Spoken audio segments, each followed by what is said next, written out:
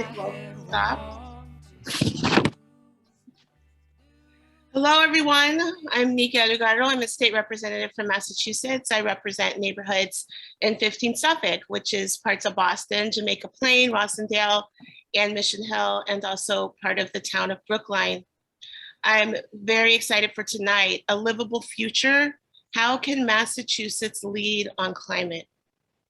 We know that Massachusetts has led in many ways over the centuries, but never without a fight, never without a battle.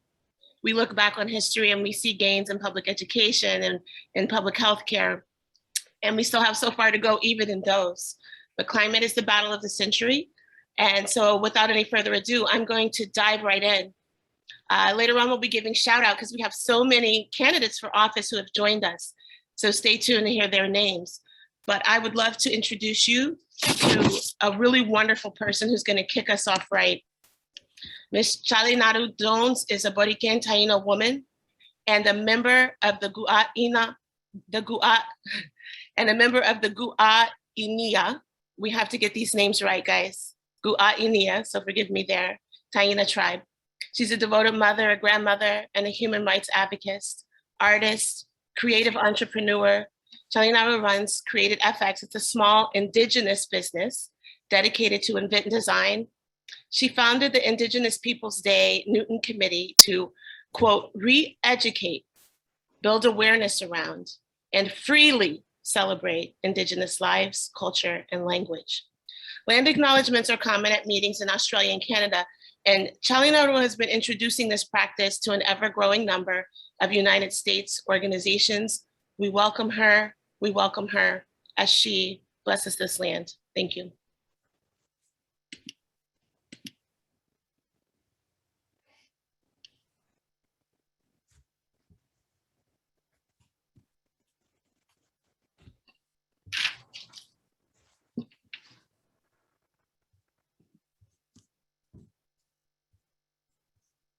Chalinaru, are you here? You're a co-host and you are able to be unmuted.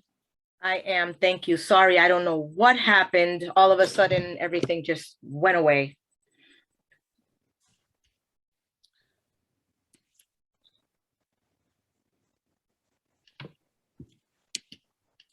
Chalinaru, you might not have heard because you cut out, but we've just introduced you and your mission to re-educate, build awareness, and around freely celebrate Indigenous life, culture, and language.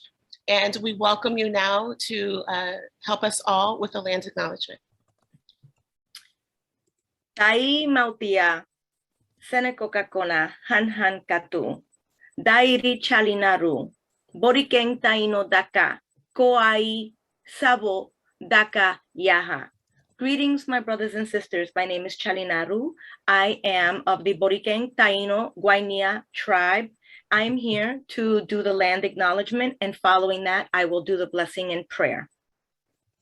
We are gathered here today, November 14th, 2021, on the traditional ancestral lands of the Massachusetts, the original inhabitants. We pay respects to the people of the Massachusetts tribe, past and present, and honor the land itself, which remains sacred to the Massachusetts people. The Massachusetts people are still here today. We recognize the Matakeesit, the Ponkapog, Pokanoket, Wampanoag bands, Penacooks, and Nipmuc. We also acknowledge the Mohegan, Narragansett, and Pequot.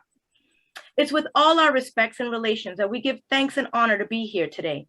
As a guest on these lands, we ask the ancestors for our blessings, for your blessings, and continued guidance today, tomorrow, and always. Hahom senekokakona han katu. Thank you and abundant blessings to all. So it shall be.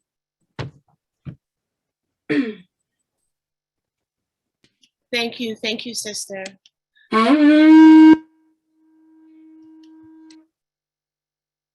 Araco el güey, araco el güey, hahom tau mautia, araco el güey. Bui arani, bui kubi, hahom tau mautia, araco el güey.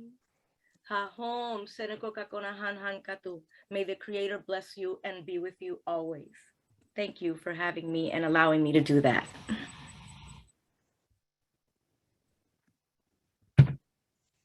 Thank you, our sister. And I pray that we would all take one brief moment to just reflect on that land acknowledgement and to not let it pass by as just another part of this program. It's not a part of the program. It's our dedication to making sure that we acknowledge not only in general, but specifically with regards to climate, that our Indigenous brothers and sisters have protected and been stewards of this land long before the rest of us got here, and are still fighting for this land, are still fighting for the earth. And we have a lot to learn, and we have a lot to learn from our Indigenous brothers and sisters. And we're so grateful that we can take a moment to acknowledge not only that we're on stolen land, but that we have the gift of continuing together to protect that land. So let's just take 20 seconds and reflect on that.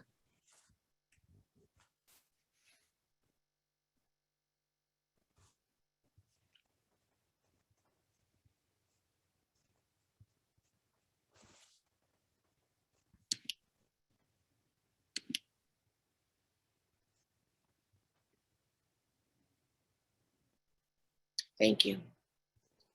And thank you again, Chalinaro. Thank you.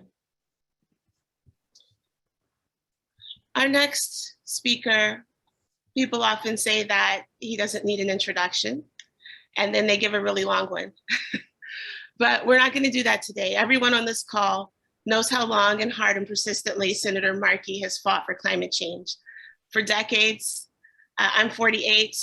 I'm pretty sure even when I came onto the planet, he was already running with this. He was one of our original champions, and he's still active. He was active here in the House when he was at the legislature, and he's been active even to this day, just coming back from COP26 in Scotland, and we're ready to welcome him here, but he's going to encourage us because he can tell us better than anyone how far we have to go, how far we've come, and what Massachusetts can do to lead on this. Senator Markey, my friend and my senator. Thank you, Nika, so much. And thank you for being just a moral center for the state. You are just such an incredible leader. Thank you so much. And thank you to Bob Massey, the state party, for organizing this, the incredible leaders that are joining us tonight, just the incredible global leader, Bill McKibben. Thank you, Bill, for all you do. Cabell Eames, you are just an incredible leader here in Massachusetts. Reverend Vernon Walker, thank you for everything that you do. And of course, Sylvia and Kara of the Justice Democrats of Massachusetts. And Charlie Narrow, thank you for that beautiful prayer. Our planet needs it. And to all of the Democratic town and city and ward committee chairs, the delegates who met at the state convention in September, to everyone committed to action on climate and justice, our time is now. We have to be active now. We have to be the leaders. And I believe Massachusetts is going to be the beating heart of the climate movement in the United States. And I'm so proud to have been co-author with Alexandria Ocasio-Cortez of the Green New Deal 2.5 years ago. And now Boston has a new Green New Deal mayor with Michelle Wu being sworn in on Tuesday. I was so proud to endorse her so that she would win because she was running on a Green New Deal. We already have one green monster over at Fenway Park, but Michelle's going to turn the whole city into one big green monster. And it's going to provide us with the leadership from Massachusetts for the whole country, a symbol of what we are committed to in the United States. And it's absolutely imperative because we're at one of the most consequential moments in our nation's history as we stand on the verge of finally, coming to grips with the climate crisis as the moral, ecological, health, and justice crisis of our time. And my belief is that what happened in Glasgow was a good first step, but it's far, far short of what has to happen. We have to do much, much more. Massachusetts has to be the leader in our country. We just can't stop in our fight for urgent action because it's already attacking our health, our infrastructure, our homes, our businesses, our communities. The crisis is interconnected and it is international, but with bold, intersectional, real solutions and real funding, we can seize this moment to create a safer and a more just world. I was just in Glasgow, and there, outside, by the tens of thousands, people were protesting what was going on inside because it was not going to match the magnitude of the problem. It was a step forward, but still not as far as we have to go. If we just continue on the path that we're on, by the year 2070, 1/3 of all people on the planet will be living in places that are uninhabitable because they will be living with such heat that it would be so oppressive that we would have a massive climate migration. So we can't afford inaction. We can't afford business as usual. We need robust climate action. We need economic justice for those harmed by the climate crisis and by our fossil fuel addiction, and we need it now. What's really missing in this agreement internationally, we're not doing enough for all those countries around the world that are impacted by the industrial spewing of greenhouse gases by the United States, by Europe. Historically, we have to own this problem. We are the ones that were the leaders in creating the problem. So much of the CO2 is red, white, and blue, and we just have to understand that and pay the price, the moral obligation that we have in order to take care of everyone. And we need to absolutely pass this reconciliation package because in that bill, we have a tax break for 10 years for all clean energy technologies that reduce greenhouse gases. We have a civilian climate corps that Alexandria Ocasio-Cortez and I have co-authored in the House and Senate for $30 billion, which will create a civilian climate corps, which is 7 to 10 times bigger than the Peace Corps is right now. And we will have young people all across our country who will be working on climate-related issues by the hundreds of thousands. And half of all of those who will be employed will come from Black and brown and environmentally challenged communities, environmental justice communities. That's the only way in which we are going to ensure that as we provide the solutions, as we create the millions of new jobs, that we center this on those communities that have suffered the most. Because we know that if we don't, this is going to destroy people all across our country and all across the world.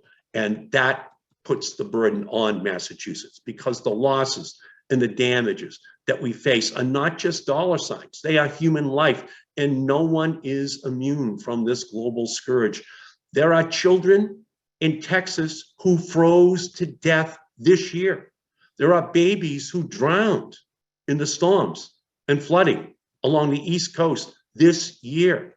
There are families torn apart by wildfires in California, fueled by the relentless climate crisis. There are babies and families all across this planet suffering from this climate crisis right now. And there are families across the Commonwealth and across this country who are hoping and praying that we will do the right thing. And we have to have bold and robust action in Congress. We need to fund a clean energy accelerator with tax credits for zero carbon generation. We need tax breaks across the board. We need a civilian climate corps. And even with all that, it still isn't enough. It still isn't enough. We have to be even bolder. And so if we do it, we will be creating millions of good paying union jobs in solar and wind and electric vehicles, energy efficiency, offshore wind, batteries technologies. We can do this, but we're going to need to have Massachusetts be in the lead. When I had an opportunity in this past week to talk to the incoming chancellor from Germany, he is committed to being the leader for his country in climate change. Their goal is to reduce greenhouse gases by 65% by the year 2030. We in Massachusetts, we have to be the Germany of the United States. We have to be the leaders. The United States has pledged to reduce greenhouse gases by 50% below 2005 levels by the year 2030. That has to be the area where we show that we're going to be better than anyone else in our country. And I saw outside in Glasgow the fear with which young people everywhere were approaching the future if we don't act. And after 4 years of a climate denier in chief, I saw the United States ready to step back in and to take advantage of the incredible opportunity of a clean energy future. So here's the deal. Climate action can and must remain upfront and center in this reconciliation package as negotiations continue, and we can and we must pass that reconciliation bill and do it soon. Now, I trust President Biden to negotiate with urgency and good faith to get this deal done, but we have no time to waste. I just hope that we can finish this and finish it soon, because it will make historic investments of hundreds of billions of dollars in our clean energy future. It's been hard work to get to this point, but thanks to everyone on this call tonight, we are the leaders in Massachusetts, but we have to do so much more. We have to ensure that we say to the rest of the country that the Green New Deal isn't just a resolution, it's a revolution. It's an intergenerational compact to save the planet, spearheaded by young people and the communities who will face the most dire impacts of the climate crisis if we do nothing to stop it. The Black, the brown, the environmental justice communities. So for all of us, the Green New Deal is a promise of a livable future, and I want to thank each and every one of you for your commitment tonight and moving forward. This is going to be a long fight because we have a lot of work ahead, but we have a lot of opportunity as well. And I pledge to you, I am in this for the long haul. We will make the Green New Deal a reality. We will make Massachusetts the leader in the United States, looking over our shoulder at number 2 and 3. The old saying goes, the best time to act on climate was decades ago. The second best time, of course, is right now. So now, let's just get out there. Let's do the job. It's not a technological problem. It's a problem of political will. We have to not agonize, but organize. Let's get out there and do it. I can't thank you all enough for being on tonight, and I can't thank all of the great leaders who are with us for everything you're doing to help build the just and the livable future for everyone, not just in the United States, but all across the planet. Thank you all so much. Thank you so much, Senator Markey. Let's put up snaps for Senator Markey. And like he said, it's a revolution. And we've been revolutionaries for a long time in Massachusetts, and we know that revolutions don't come without a fight. So today we're going to hear from some incredible people, but I do want to lay out very briefly just some ground rules of the game. You're going to have questions. Fasten your seatbelts. We're about to hear, open your mouth wide and be ready to drink from a fire hose, because we're about to hear from some incredible folks to not just fill our minds and hearts, but to get us ready to take action, because this is about how can Massachusetts lead. So if you have questions, please submit those, as it says in the chat, to masscall2action, the number 2, @gmail.com. And that information is in the chat. masscall2action@gmail.com. We're going to be collecting those questions, but we will not be able to answer to ask them all. And we'll figure out a process for communicating with you afterwards, which we'll talk about more later. But without further ado, I'd like to introduce our next speaker, Bill McKibben, who spent much of his career as an author and writer for the New Yorker magazine. And many know that he published his first major public warning about climate change in 1989. It was called The End of Nature. He went on, though, with Youth Allies, which is so critical, Youth Allies from Middlebury College to establish 350.org. Probably most of us on this call are familiar with the largest and most effective global networks, one of them of activism and climate in history. He just founded a new organization that's called Third Act, and it's working with people over 60 to build a new and powerful force to fight climate change. We need every generation in on this, and I know he has to leave soon, so without further ado, Bill McKibben. Wow, Nika, thank you so much. What a pleasure to get to join everybody. Now, I'm up in Vermont, so I guess I'm one state up and one to the left, and that's how we think of it up here. But my roots in the Democratic Party in Massachusetts are sound and deep. I can prove it. I took a leave of absence from 7th grade in Lexington Public School System to go work for Paul Tsongas in his first run for Congress in the fighting 5th district, where he beat one Paul Cronin and was the first Democrat elected in that district in many, many, many decades. So it goes back a long ways, and it goes right up to Tuesday. It's been a great pleasure to get to help Michelle Wu a little bit in her campaign for mayor, and I think she's going to be the most important climate mayor in the entire country. I can't wait to see what happens in Boston over the next 4 years. It's truly exciting. And it's good because we need some excitement, to tell you the truth. I just came back from Glasgow. Glasgow didn't go all that great. We didn't get where we needed to. We're still on track to raise the temperature of the planet 2.5, 3 degrees Celsius. And if we do that, we're not going to have civilizations like the ones we're used to. Senator Markey is absolutely right about what the consequences are like. And the killer of it, though, is that it doesn't need to be that way. It's not like this is an impossible problem to solve. Scientists and engineers have done a terrific job over the last decade. They've dropped the price of renewable energy, sun and wind, to the point where this is the cheapest power on Earth. There's no longer a technological or an economic obstacle. What there is the obstacle of inertia and vested interest. And taken together, those are a very powerful force that we have to figure out how to overcome, and we have to do it everywhere. But Massachusetts is a hell of a good place to start because there's so much of that technological prowess there, and because there's a lot of political will.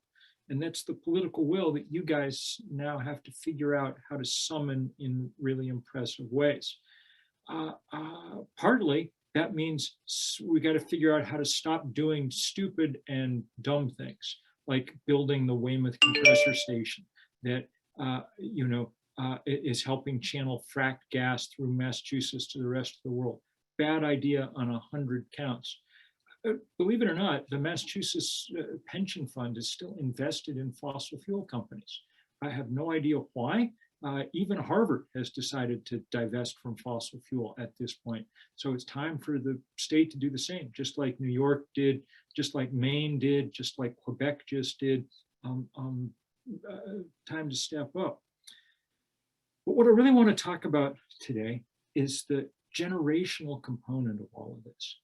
I've been working on climate change since I wrote The End of Nature when I was 28. So I was as young as at the beginning of this fight.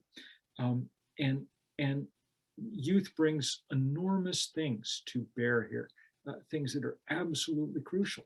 Since young people are the ones who are going to have to live with this for their whole lives, it makes sense that they're in the lead. And people have got to make room for them to be in the lead. And when they are, we see amazing things happen. I mean, we were just talking to Senator Markey, and Senator Markey is Senator Markey still, because young people got behind his campaign. That Markey verse was one of the most remarkable things that any political, trust me, people in Washington paid attention when he went from being 19 points down in the polls to winning by 11. That doesn't happen often, and it happened mostly because young people were excited by his vision for a green future, and they got behind it and pushed. Let that be a lesson to everybody else who's running for office or running campaigns or running town committees or anything else. This is the issue that young people care about more than any other, and by very large margins when we poll them. I've gotten to know this because I've spent much of my career working with young people. When I was in my 40s, I founded 350.org with 7 college students, and it was fantastic. I'd spent all these years hearing people say, oh, kids today, they're apathetic, not like we were back in the 60s, whatever. It's all nonsense. They're fantastic. They work incredibly hard. They get great stuff done, and they're not as stuck in their habits as the rest of us are. They're able to see all the possibilities that are out there. They have no patience for people who say, oh, I don't want to look at a windmill, it doesn't going to spoil my view from the beach on Cape Cod, or I don't want to look at a solar. But they're like, no, let's do this. Let's get it done. Let's get to work. Let's do the things that we have to do. That's what that Civilian Climate Corps is going to be doing, building out all that kind of stuff that we desperately need. They're, I think, more optimistic, more American in a sense than the rest of us, still able to hope that there is a kind of reserve of accomplishment, of innovation left in this country. That's we sort of fallen out of the habit of that, sort of started to think we couldn't do this stuff, but we can, and we can do it with tremendous effect and tremendously fast, but only if we really get down to it. And if we include everybody from the jump, especially those communities that have been hit hardest by this stuff year after year after year. But let me also say that it is not okay to take the biggest problem the world's ever faced and assign it to 17-year-olds as part of their homework to solve, They cannot do it without the rest of us. Especially those of us of a certain age. As Nika said, we're now organizing this thing called Third Act for people over the age of 60, because we have a particular generational role to play here too. We have such political power because we vote in such numbers, and we have such economic power because, fairly or not, most of the money ended up in our pockets. 70% of the financial assets in this country belong to baby boomers and the silent generation above them. Millennials have about 5%. So, the day before Glasgow, I was out, the youth had called a demonstration outside Chase Bank down at Downtown Crossing there. So on my way to Logan, I went by to help back them up because Chase Bank is the biggest single lender to the fossil fuel industry on planet Earth. They've lent them $1/3 trillion.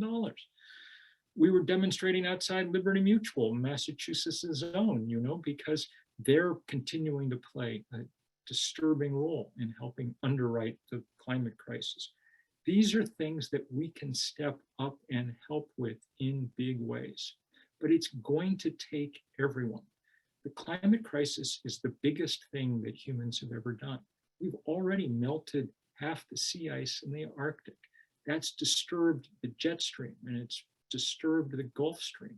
Think of what we're doing. We're tinkering now with the biggest physical systems on this planet. We need to make this front and center preoccupation in our lives going forward. And we need to do it fast because, unlike other challenges that we face, other political questions that come around year after year after year, climate change is a time test. If we don't get it right soon, we will never get it right because we'll go past tipping points that can't be reversed. Nobody has a plan for freezing up the Arctic again once it melts. Okay? Winning slowly on climate change is just a different way of losing.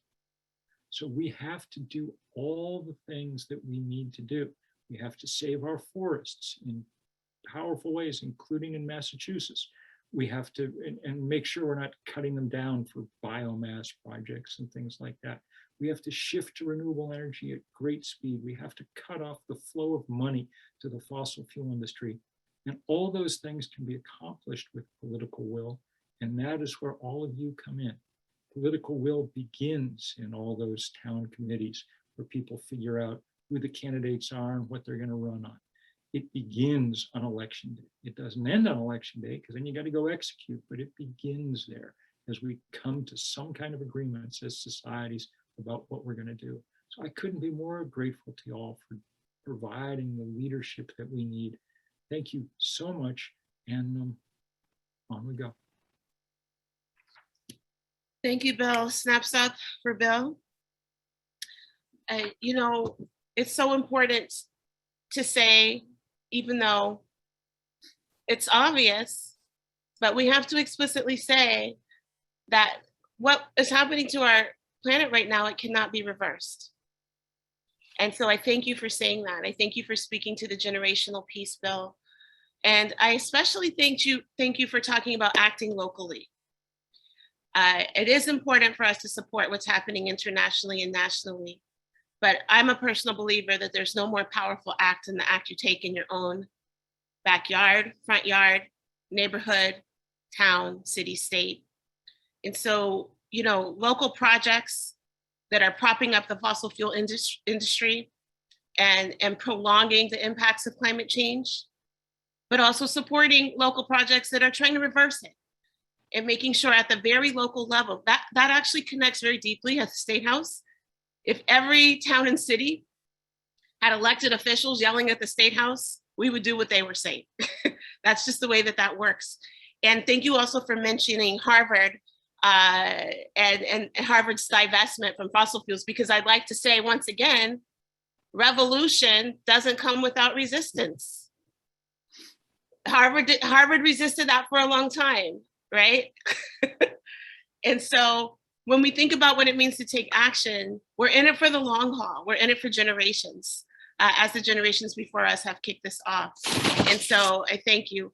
I want to remind everyone, please email your questions. I know that if that's not possible for some, put in the chat so we can know, but I think the chat's disabled for that for most of the time. So you want to email your questions to masscall, MASSCALL, to action @gmail.com. All right. And we're gonna take as many of those as we can at the intermission at 8. Now I know that Senator Markey had to hop off. Is he still with us? Senator Markey, I saw you a couple minutes ago because we got a question for Senator Markey that I was gonna pull right now. And I just saw his face disappear. So I think. No, I'm here, Nika. Okay, Jim's there. Jim, can you answer a question for us on behalf of Senator Markey? I certainly could do my best. All right, Jim, first introduce yourself, but then we have this question here before we move on to this very localized call of action where we'll focus for the rest of the evening. What are our senators from Massachusetts doing to get the $100 billion in funding for the Green New Deal? Particularly, they've asked, this participant asked for public schools, and for the public school component, that the way they reference it is that the Dems stripped it out of the Build Back Better bill a couple of weeks ago. How are we going to get that back in there? And what are our senators doing? First, make sure we're very clear that if a person was saying the Democrats have stripped it out, let's be clear that there's not a single Republican who's going to vote for any of what we were hoping to be a $3.5 trillion Build Back Better program. So, but what I can tell you is Senator Markey feels very, very strongly that to help for underprivileged folks, for if you look at what he was able to get in for school funding for things called E-rate, to make sure that people, it's now some $7 to $9 billion that's being added in, so that people who have not had the ability to be connected to the internet would have those funds. This $100 million, that's $100 billion that a person's referencing, is a critical piece of how to make sure that our crumbling infrastructure among schools could be addressed. In Massachusetts, I was a state representative with Nika. We do 1% of our sales tax goes to our buildings, to school buildings themselves. So we're ahead of other states. But I could, for the person who is concerned, I would say that there are so many priorities that have been removed in getting it from the 3.5 trillion down to whether it's going to be 1.8 trillion or a different number. So there are many, many things that we are going to continue to advocate for.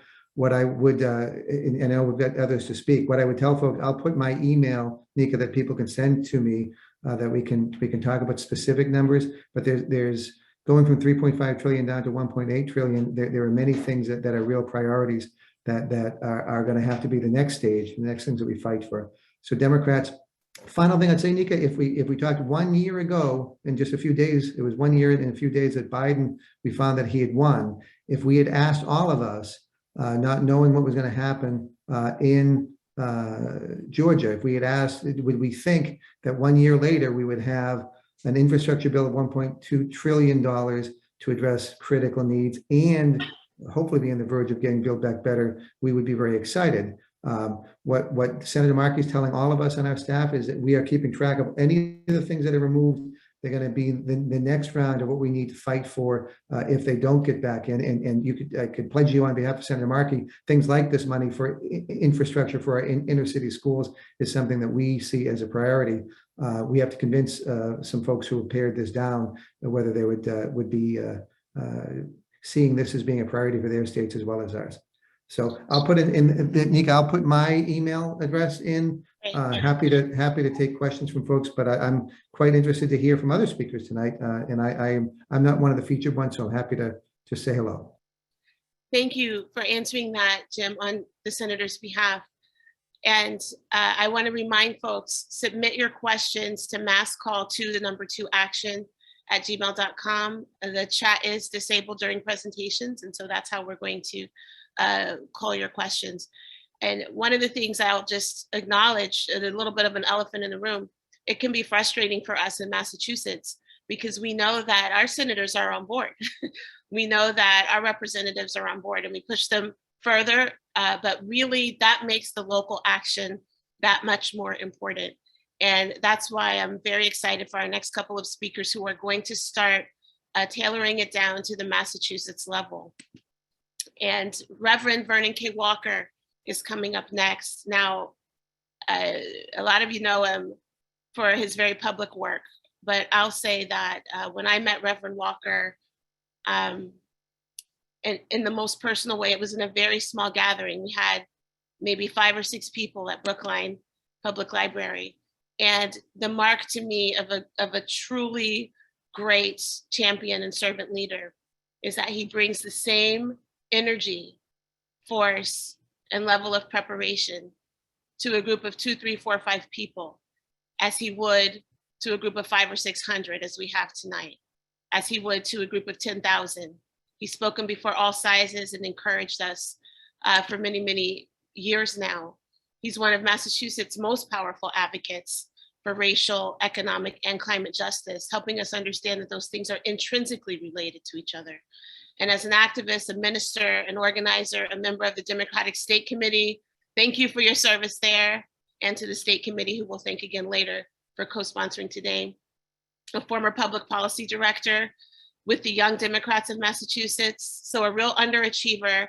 Reverend Walker has been a key force behind the Poor People's Campaign as well. And he's currently a senior program manager of Communities Responding to Extreme Weather, and it's CREW, that stands Communities Responding to Extreme Weather.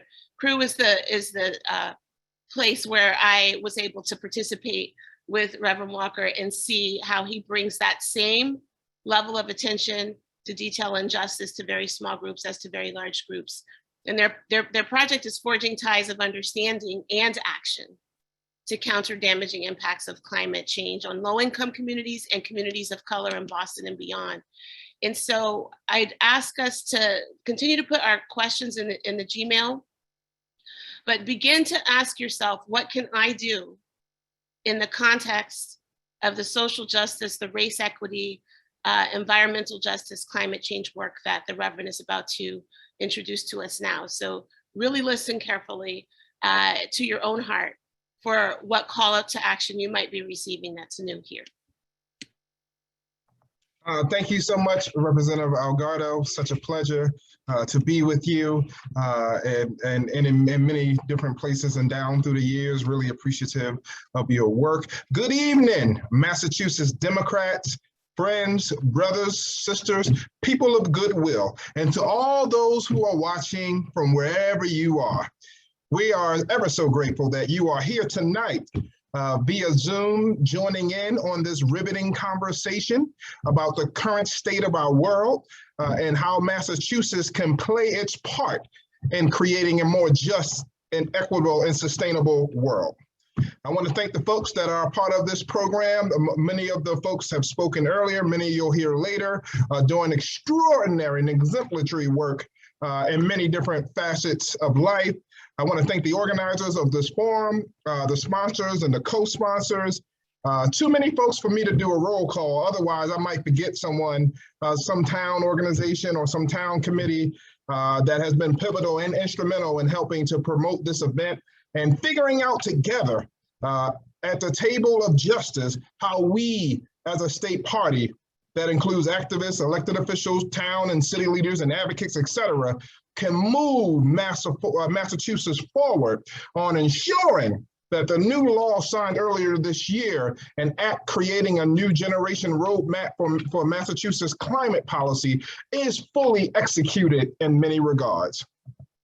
We just heard from the illustrious Bill McKibben as he shared with us what happened at the climate conference in Scotland and what it was about, and nearly 200 countries gathered to sign the Glasgow Climate Pact, a deal meant to ensure that the world has a chance to avert the worst climate impacts of global warming. While this conference affirms the Paris Accord goals to cut carbon emissions, there's no penalty, but there's no penalty for nations that don't meet the commitments and some of the pledges, as some of the goals laid out are only abstract goals without concrete plans that would be fulfilled. As many of you know, climate change is the greatest existential threat to our human existence.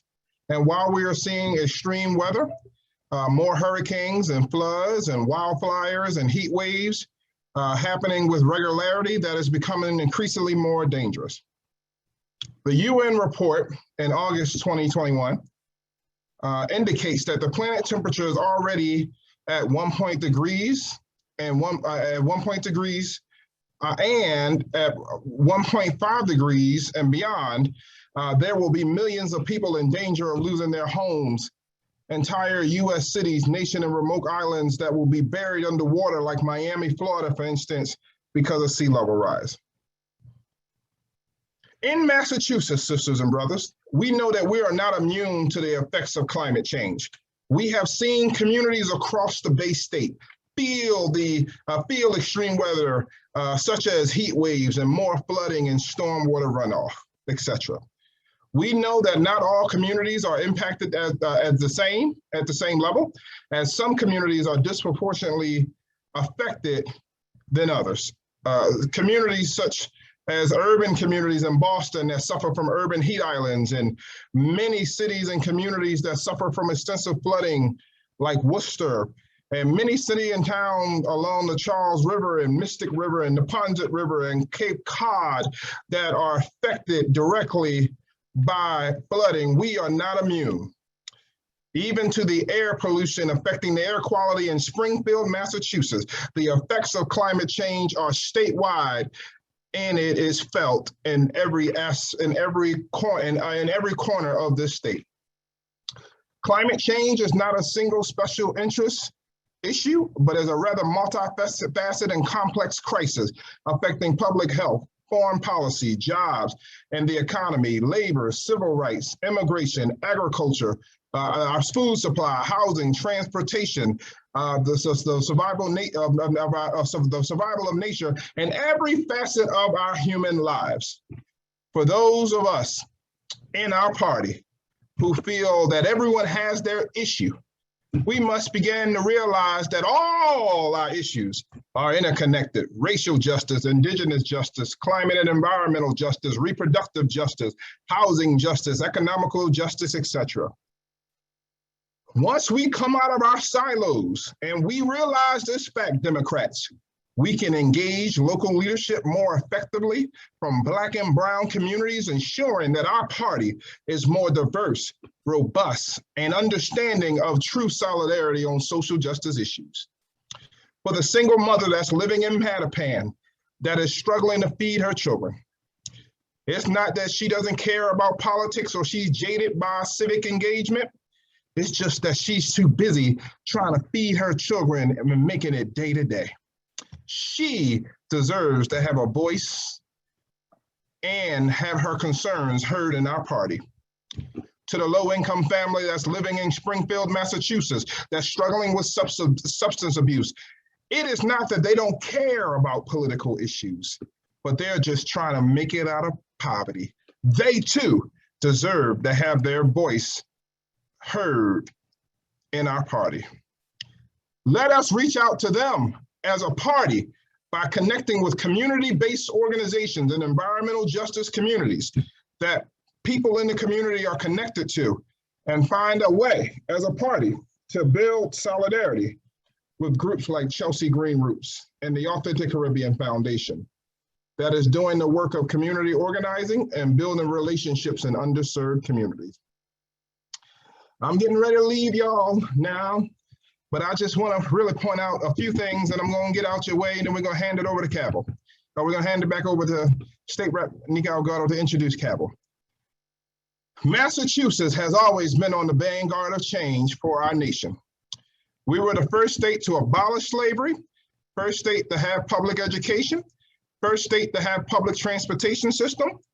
And again, in this seminal moment, we are called to be trendsetters and come together and fight for racial, economical, social, and climate justice. In this pivotal moment, we need to ensure that the ambitious goals that have been set out in the law that has passed earlier this year, such as cutting our carbon emission to net zero by 2050, is realized. We again, sisters and brothers, ought to model here in the Bay State, we ought to model how diverse movements can help us achieve ambitious climate goals. I just want to talk about for a second, and I'm gonna get out your way, about the transformative power of solidarity and unity and fighting for a shared common goal. I know it's true that there's power when we come together, because I know it biblically, because we see when Moses and Aaron get together with his rod, they went and told Pharaoh to let the children of Israel go. And then, and only then, when the children of Israel connected with Moses and Aaron, then they experienced freedom from the oppression of Pharaoh. I know there's power when we come together, because we see King David get together with his slingshot, connect with his faith, and he slung that rock, and it sank in that giant's forehead known as Goliath. And it read in the Jerusalem newspaper the next day, the bigger they are, the harder they fall. I know there's power when we come together. I saw it in the book of Acts when the disciples were in the upper room and they began to pray and be on one accord, 120 disciples, and they began to believe in the power that can come from on high to give them the dunamis, to give them the ability to go be change agents in the community, because they all believe. Historically, I know there's power when we come together. We see when Rosa Parks, by her actions, declared she was tired of racial and social injustice, refused to give up her seat. It was then that the modern civil rights movement was born and involved diverse leaders and everyday people. We saw that Dr. King connect with Philip Randolph, who connected with C.T. Vivian, who connected with John Lewis, who then connected with Fannie Lou Hamer, who then connected with Ella J. Baker, who then connected with Rabbi Joshua Heschel, who then connected with some other Jewish rabbis and some Quakers and people of goodwill, and they got together. And the walls of Jim and Jan Crow came falling down. Finally, sisters and brothers, climate change should not be a left issue or a right issue, but it should be a moral issue that brings us together as diverse people fighting for climate mitigation policies in our local government and policies that help our 351 towns adapt to incoming extreme weather in Massachusetts.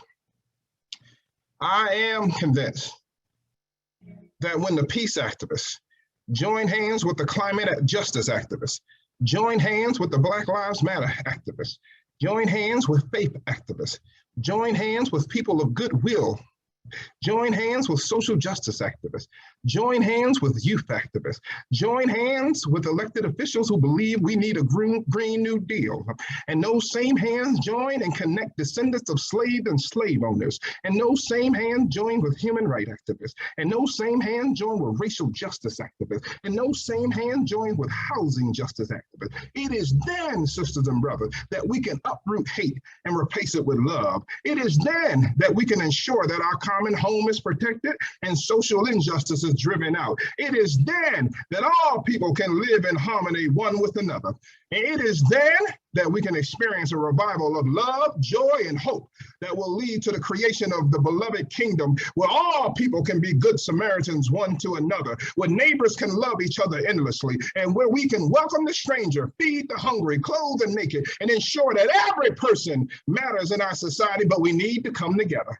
So brothers and sisters, ladies and gentlemen, people of goodwill, let us come together. Let us stand together. Let us march together. Let us walk hand in hand until the arc of the moral universe is bent and it bends towards justice. Thank you so much. Thank you, Reverend Walker. Lots of snaps and applause going up. We thank you for your kindness in joining us tonight, but also for your longtime service. I love the way that you remind us that climate justice cannot be separated from any other form of justice. And that coming together for climate justice is coming together for racial justice, is coming together for housing justice, is coming together for economic justice. And what does that coming together look like? Well, our next and final speaker is going to take us down to the policy level. She's going to break down the roadmap that we've been talking about together. What does it look like legislatively, and what can we do? But after that, we're going to do a collective call to action. We're going to put out a Google form, because this isn't an answer place. We're not the answer people, the answer men, the answer women. We are with you, together with you in this fight for the revolution that is protecting our planet and our generations to come. And so as we enter into this next, thank you for the questions that you're emailing. Continue to email those questions. But we're also going to put out a Google form and ask you, what is the call to action you're engaged in, or that you want to call us all to engage in? And that will be sent out to all the participants. So start taking your notes on that. I'd like to introduce now Cabell Eames. Cabell is a lifelong environmentalist and political organizer, and she's recently served as a co-chair of her own Democratic Town Committee in Belmont, as many of you are doing. She's a member of the Massachusetts Democratic State Committee and the campaign manager for a 2018 gubernatorial race, and the coordinator, snaps, for the Massachusetts Green New Deal Coalition. Right now, she's the political director of Better Future Project and was deeply involved in the battle to win the passage of the Next Generation Roadmap Law, which she's gonna talk to us about now. And we were able to get, thanks to much advocacy, including the leadership of Cabell, we were able to get it passed over the governor's veto in the spring of 2021. But Cabell knows well, as do we all, that legislation is a beginning and not an end. And so understanding the legislation is a part of what we need to do, but connecting that on the ground with racial justice in mind, with generational justice in mind, with the holistic and systemic understanding of justice broadly is really critical. And we can only figure that out together. So Cabell's going to set us up for that.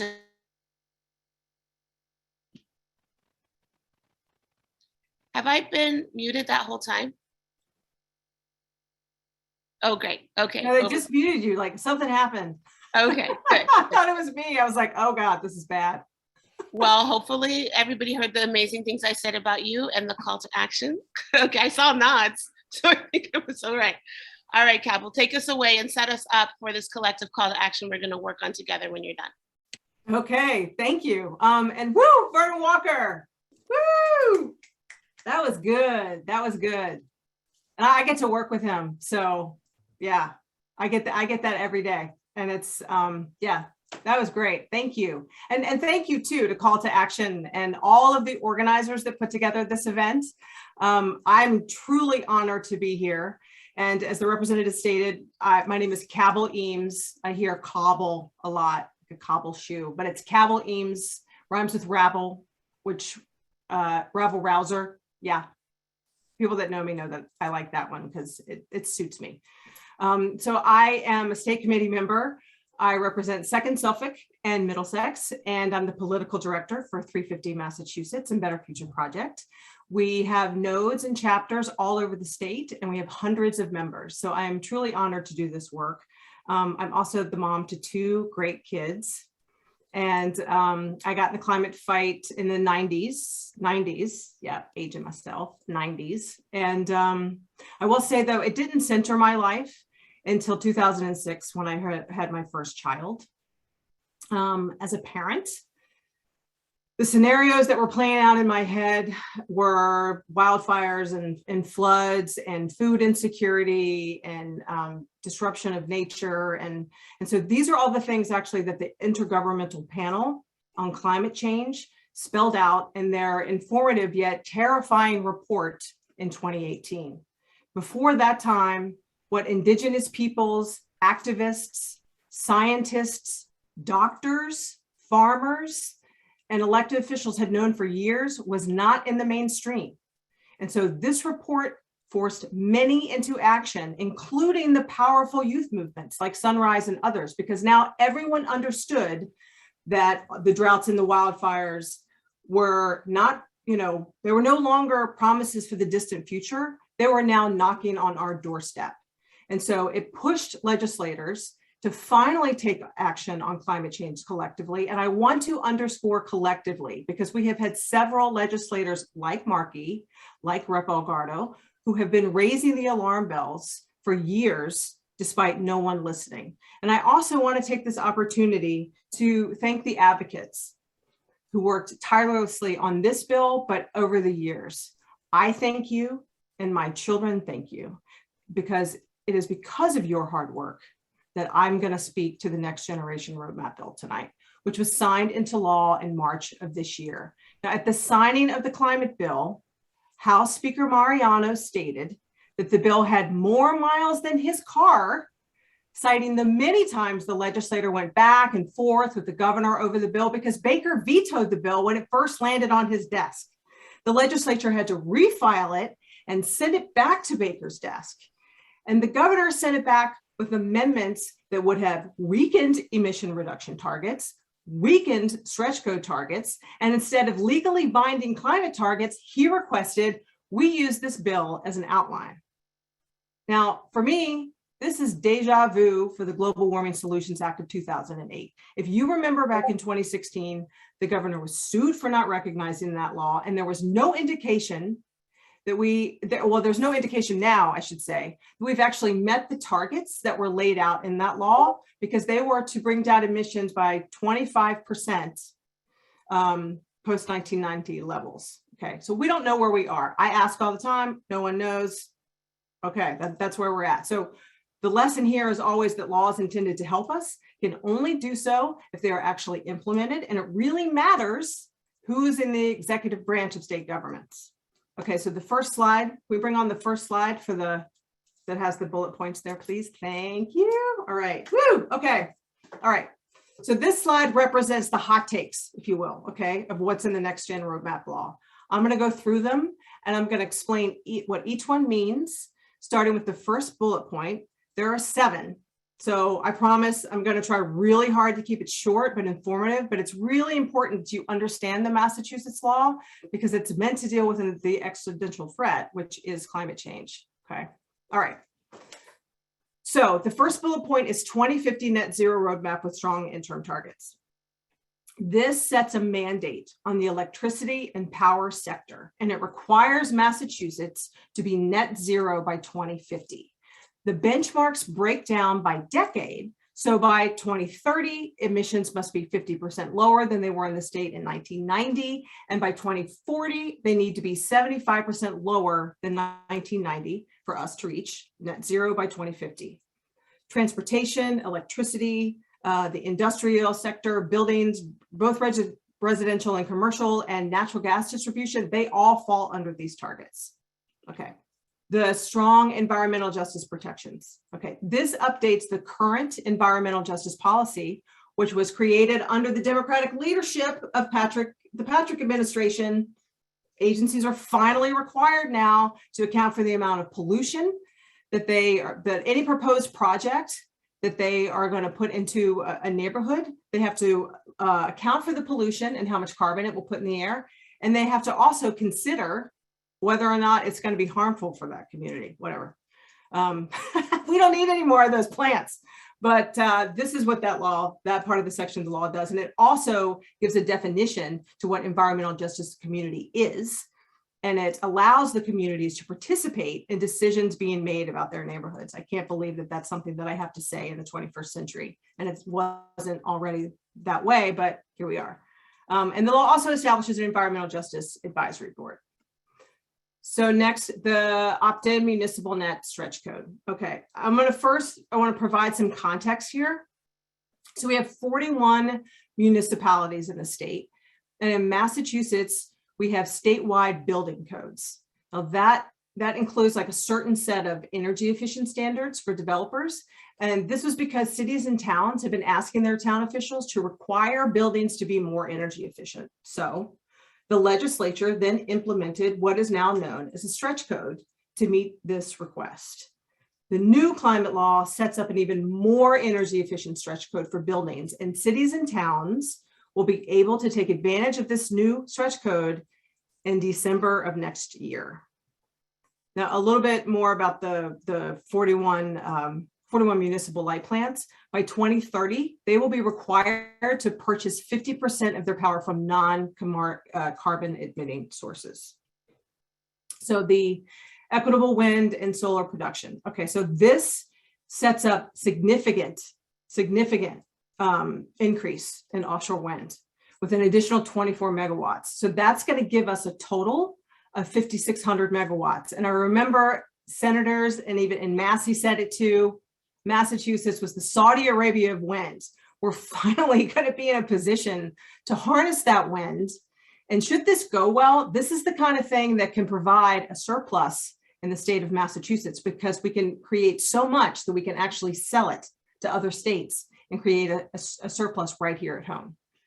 It also sets up green, it'll greenlight some solar plants, which is really important. And solar plants, I will tell you, in the solar industry gets so much crap from the fossil fuel industry because they are their greatest threat.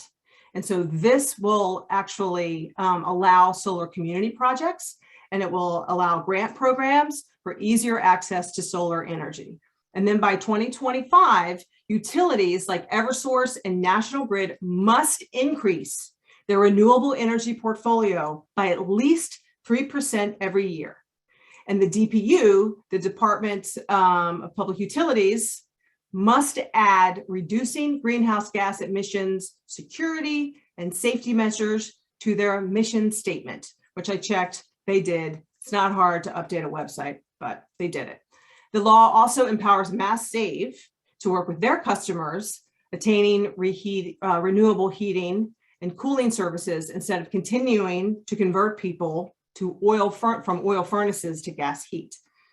The support for the Equity Clean Jobs bullet point, that speaks to the Massachusetts Clean Energy Center. They are to spend $12 million more each year on clean energy workforce development and job training, which is pretty fantastic. and the improved energy efficiency standards for appliances. This means that any appliances that are now sold in Massachusetts must meet the highest standards possible in regards to energy efficiency.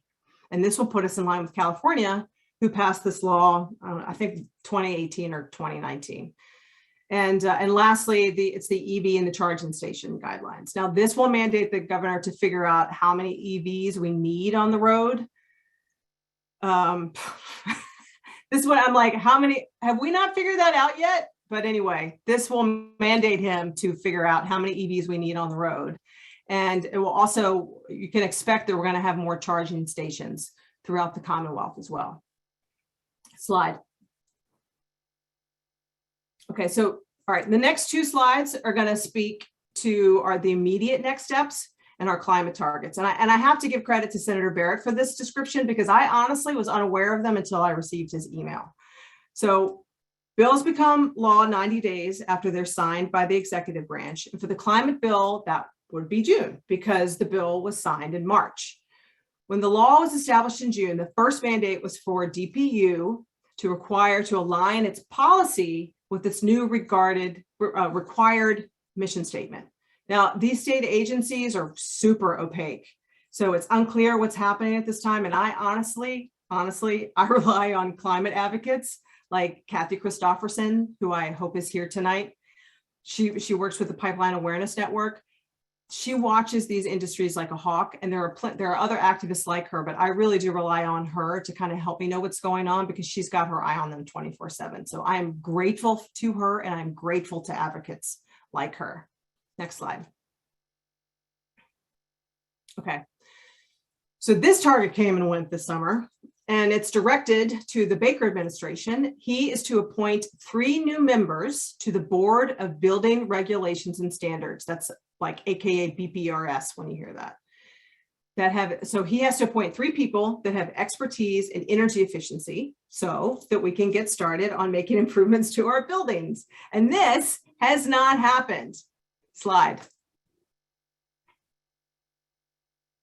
So the last target, and this is supposedly for December of this year, directs the DPU to transfer $12 million to the Clean Energy Center so that they can create trainings and build out the workforce to carry out the green jobs. So obviously, we're going to have to stay vigilant on this one as well.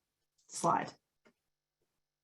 Okay, so you may have heard the Baker administration recently created a commission on clean heat by executive order. What you may not know is that the commission includes the very people that have been killing climate legislation for years, according to the Brown report that came out recently.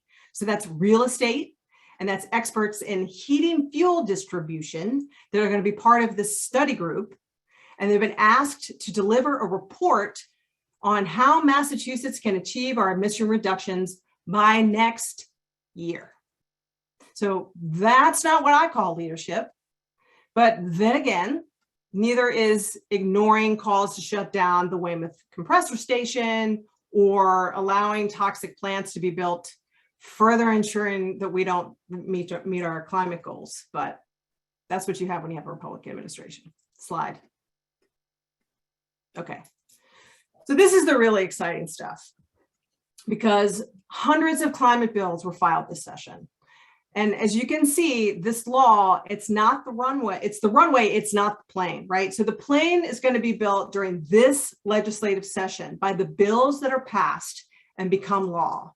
And there are several that environmental justice and climate coalitions are pushing.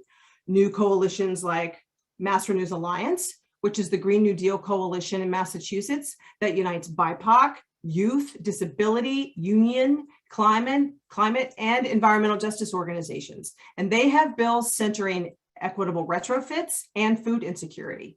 And another new coalition that's really fantastic is the Housing, Environment, and Revenues Opportunities, or AKA HERO.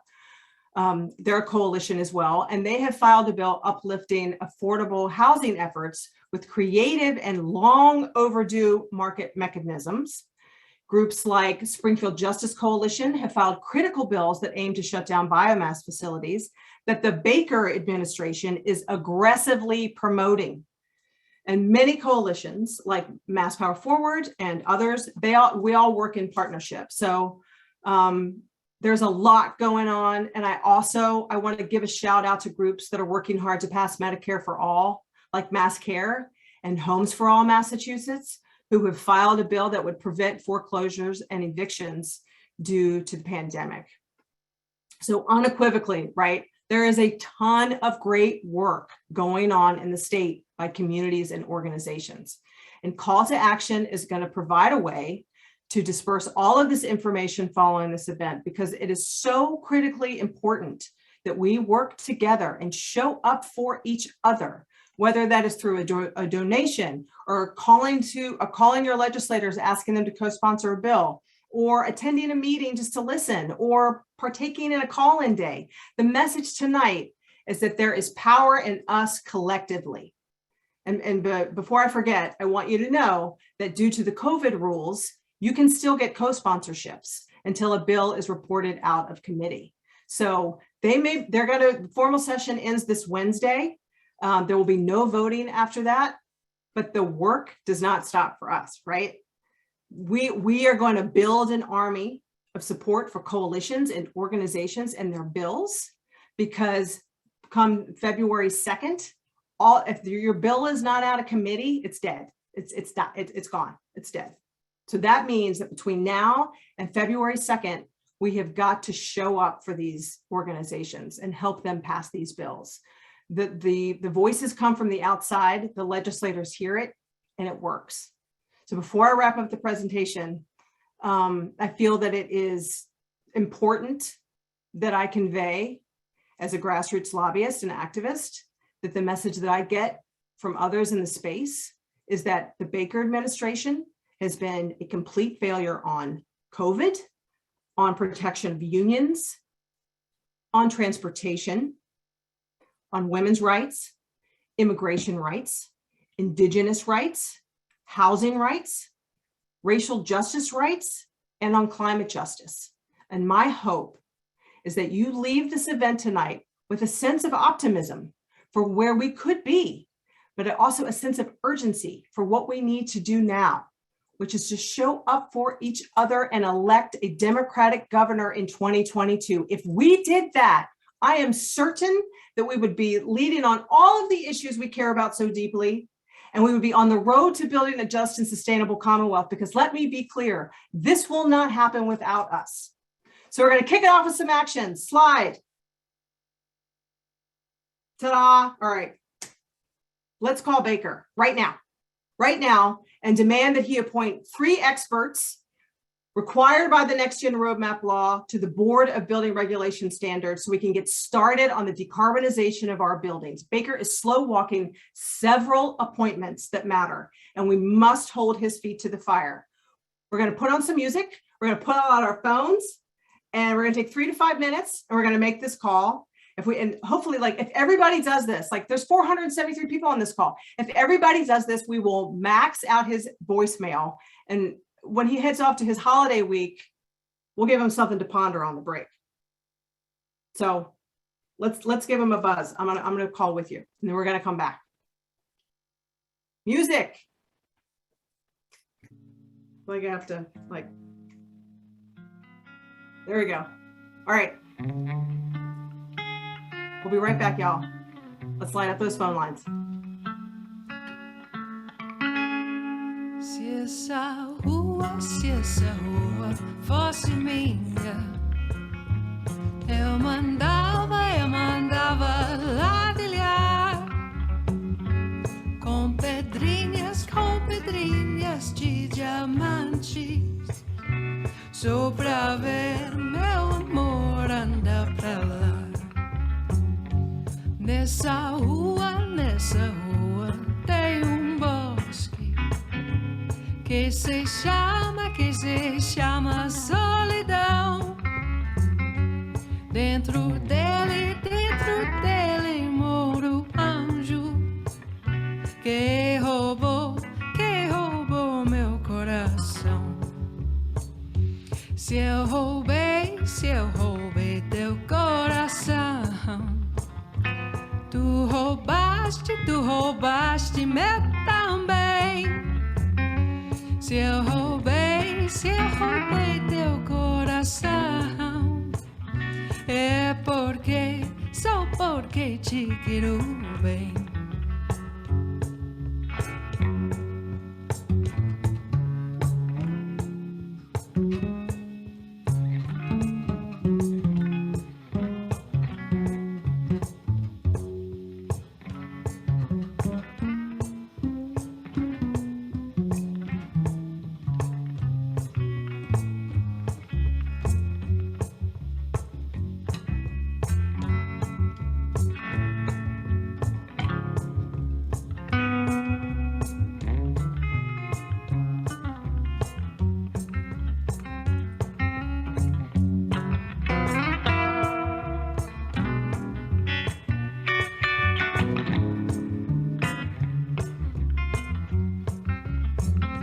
Se essa rua fosse minha, eu mandava ladrilhar com pedrinhas de diamantes, só pra ver meu amor andar pra lá.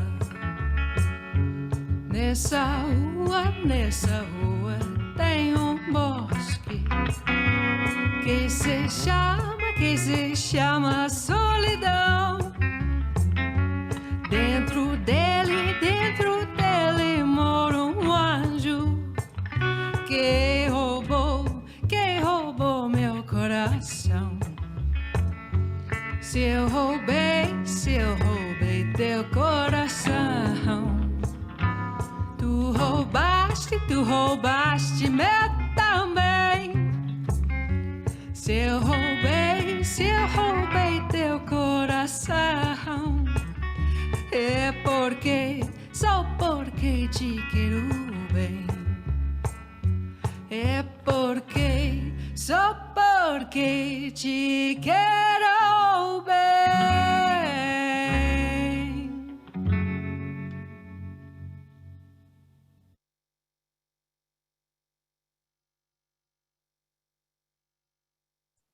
So do people try and leave a message and it says to call back during business hours? This is not a responsive government. Oh my God. I'm like, are you kidding me? I can't leave you a message on a Saturday or a Sunday? Like, really? Okay, cool. All right.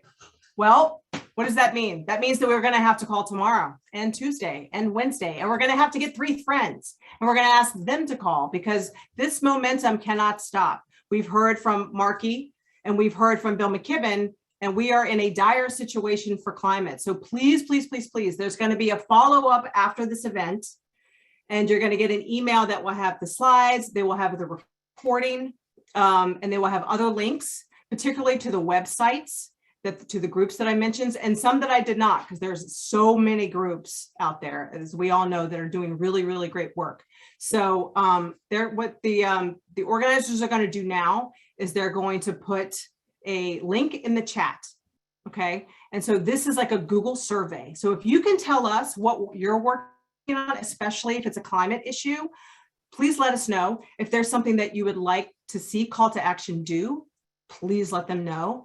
And also, if you could provide some feedback, if you enjoyed tonight, what you liked, what you didn't like, just give us some feedback if you would, please. They're going to put that link in the chat there. And just a reminder, all this is going to come back to you in a follow-up email. Please call Governor Baker tomorrow or Tuesday and have your friends do it. And please look at a document that has all of the websites for all of the groups in Massachusetts that are doing really great work. Choose 3 to show up for. If it's a donation, if it's just volunteering for one of their efforts, if it's just connecting yourself to one of their bills. Maybe it's not your issue, but if we have got to build community and show up for each other, as we've heard from Reverend Walker and so many others, and this is the time we do it, because that's how we beat Governor Baker, and that's how we reach our climate goals, in community with one another, doing the work. So I'm going to hand it back to our moderator extraordinaire. I thank you all for having me. It's truly an honor to be fighting this fight with you, and I'll see you in the trenches. Thank you so much, Cabell like Rabble, also like Scrabble. We're not going to forget, right? Because we got lots of rhymes to help us out. And just to put out the framework for the rest of the night, you're gonna fill out that survey on the intermission. We're gonna come back right around 8:30 and do Q&A for those who can stick around. We've got lots of questions, over 30. And we're taking a look at them. We've been taking a look at them. We're gonna pick 2 or 3 of those to take on. You're gonna receive an email afterwards. And that email is gonna have some good information for you for following up. But one of the things it's going to have is a document of organizations and coalitions. So you can add those in to the survey when you're giving information about call to action, what you're involved in or what you think others should be involved in. So we're gonna try and keep this conversation going. I also recommend you to take time during the intermission after you fill out your survey, or you can even fill it out later, but take a look at the participant list, okay? And note people that you know and continue to connect together. Don't rely on this kind of formal organization, because as you know, the grassroots organizing that you continue to do afterwards is what's going to make this happen. Now, I'd like to thank a few people just before we go on our intermission. You know, these are extraordinary times, and it requires us to be our most extraordinary self. And the showing for this group has been extraordinary. There are hundreds of people who came together, and we've had incredible support from over 50 Democratic towns and cities across the Commonwealth who stepped up to co-sponsor this event. And we showed the slide earlier, and on the intermission, we can throw that back up. We know there are a lot of other committees that wanted to offer their sponsorship. We pulled this together. The coordinators pulled this together. I didn't really pull it together. I just showed up to moderate. But virtually all of the committees went to significant lengths to promote the event. And it got pulled together very quickly. So we want to thank you.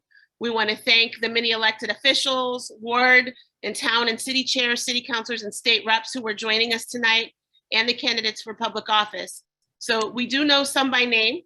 And if we are missing you, please feel free to drop your name in the chat so that we know which elected officials are here supporting this event and can follow up with you in a special way. So I know that we have State Rep Tammy Gouveia, also a candidate for Lieutenant Governor, Senator Mark Pacheco, State Rep Seth Berry from Maine. Thank you for joining us. Senator Adam Hines, Senator William Brownsberger, Quentin Zondervan, I'm not gonna lie, one of my favorite city councilors, even though I'm in Boston, Cambridge City Councilor, Elizabeth Maglio, who's newly elected, congratulations, and Braintree Town Council, State Rep Stephen Owens, State Rep Carmen Gentile, and State Rep Sean Garbali also. And then in addition to that, we have some great candidates who are joining us tonight and supporting us. Brett Barrow, Daniel Allen, candidate for governor, Chris Dempsey for state auditor, Ben Downing, another candidate for governor, and I already mentioned Rep Gouveia, my dear friend, who's also running for lieutenant governor. So we thank you all, and thank you really to all several hundred of you, and especially the 380 who have stayed on, and hopefully many of you will stay on for the Q&A time. So we're gonna take a 5-minute break here. Let's just do the full 5 minutes. Let's throw up the thank you slides, and please take a minute to see who's on board or on this call, and to fill out the survey.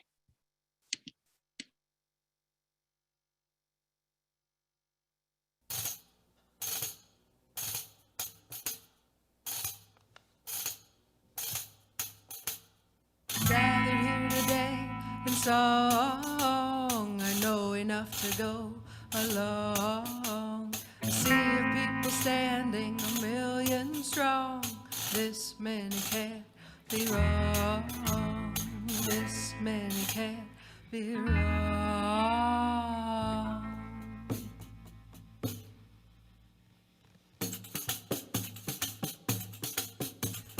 From a calming ground, this uncommon sound of voices. Can you hear us up upon your horse? Your theory of force.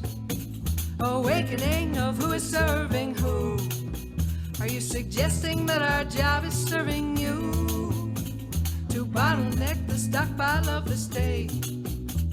Your value is not yours to overrate.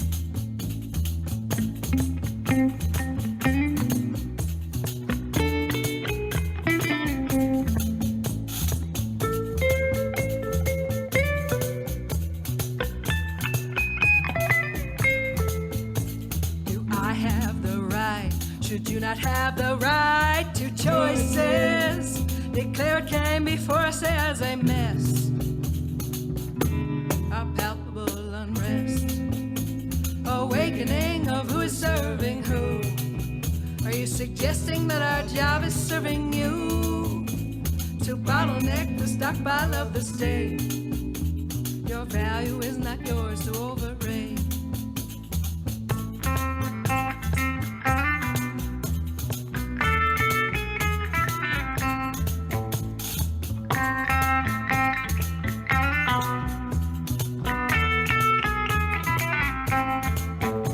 This level of duress, sequester the oppressed, stay loyal. How can a single nation claim this dream? By any peaceful means. Awakening of who is serving who. Are you suggesting that our job is serving you? To bottleneck the stockpile of the state. Your value is not yours to overrate.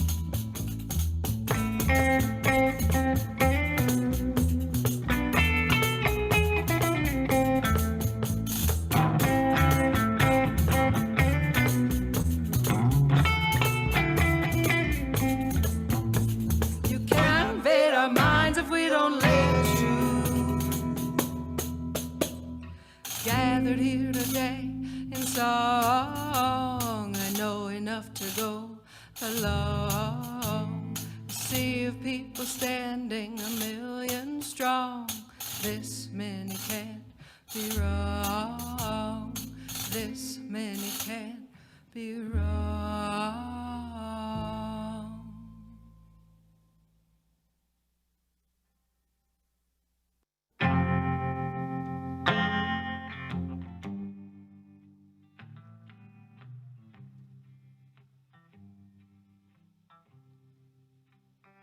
In the time it takes to make 3 months of rent in this place, I could build you a house made of all of the places we've lived in. With the breath it takes to complain, blow open the floodgates again, and sail down the rapids until we arrive at a good place. Okay, we'll give you another 30 seconds or so to wrap up your survey. We adapt, we take turns, taking naps, and it works out. And it works out. And we're also going to give you a last call to submit questions to masscall2action@gmail.com. We're supposed to make mistakes. It's a symptom of being awake. To feel better at fielding and fighting, yielding to danger. All right. So you have that link. You can continue to go back to it. I really want to thank our speakers. We had incredible speakers tonight. Let's give some snaps. And my word, Cabell, I mean, you're firing us up. And we're so, so grateful. You brought so much content into a very short period of time and filled us up to the point where we still have several hundred people on after a very long program. And I also want to just shout out Simon Cataldo, dropped in the chat to me as another candidate for state representative who was present. I'm sure there are actually lots who we didn't capture who aren't listed as being a candidate. And we thank you all for being here and encourage you to just drop your names in the chat so that people can read of your presence. All right, so I hope you had a chance to fill out that survey. And you're gonna look for the follow-up email. Now, what we've done is we've taken some of the questions and I tried to pull out a few that were themed. And I'm just gonna say right now, I'm not taking on the very detailed policy questions. There were really strong ones, but they were so good that what we've decided to do is we're gonna compile those questions also. And some of them were more like comments and a call to action in and of itself. We're gonna include those in the follow-up email, okay? Because we think people need to see the questions as well as reflect on the answers themselves, particularly around some of these detailed policy. And I will also take this and save the chat, or please, Dylan, save the chat and email that to the participants so that we can really reflect on that and know who asked what, and maybe by the grace of God, be able to even follow up with some people on some. And obviously, you know where to find us. And I'm the only Nika at the State House in Massachusetts, so you can do that. All right, so let's dive into a couple questions. We're going to just close at 9. So we're going to try to start slowing down around 8:45, which is just a few minutes from now. All right. So just to check expectations. Other checking of expectations. If you're private texting me in the chat, I will stay on after 9 and answer those chats. But if you're not here at 9, you're not going to see the answer. All right. Okay. So let's take a look at what we have here. And I'm just going to read these. I don't know that we have the capacity to post them. But one, I want to start out with the real easy one. And that is, can we tweet the governor? And what should we say? What's the answer to that, panelists? Yes. Yes. Oh my gosh. Like, yes, and please. Yes. Absolutely. Absolutely. Can somebody drop the governor's handle into the chat space so that people can just do that right now if they want? And yeah, definitely use social media for those of you who, unlike myself, don't turn into a 105-year-old when you're on social media. But I don't know, there's probably 105-year-olds that use social media better than I do. In any case, then I also want to dedicate the next couple of questions to our young folks. So I'm just going to kind of pair them up together. All right. So given that younger folks will be more impacted by climate change than older folks. So this is the question that was posed. What would it take for us to include climate education, and that includes education on the causes as well as the consequences, and what actions can and must be taken today at various levels, at all grade levels? So how are we going to get education in there? And then we had another related question that I'd like you to just take together. If I were to choose a field to follow for a non-traditional student that would make the greatest amount of change, would it be environmental policy or political science, or what would it be? So talk to us about engaging our young people in education, both from the standpoint of our curricula and from the standpoint of possible courses of study. And a non-traditional student might be as young as 97 years old. So we don't know how old this person was, but from an education perspective. And who would like to take that on? I can start. I have a lot of, so as far as the education goes, so I know that New Jersey passed a law where it's basically required, like climate change curriculums are required. And I believe there's a bill in the legislature right now that does the same, that the Massachusetts Youth Climate Coalition is supporting. You know what I would like to see more of, because so a lot of it is like learning about what's going to happen, but there's no preparation. And so there's no empowerment in that, because there is empowerment in preparation and in adaptation. And so I would really like to see some education around that. And I know that Crew does some of that as well, but I just really want us to, kind of take pause, because we're in it, right? And there are countries and people right now that are suffering right now from food insecurity or floods or what have you. So I think that adaptation is a sorely missed subject. That's a shame, because it's very empowering to work with community and to test your own limits about what you can do, because we feel so helpless against, hostile weather, but that doesn't have to be the case.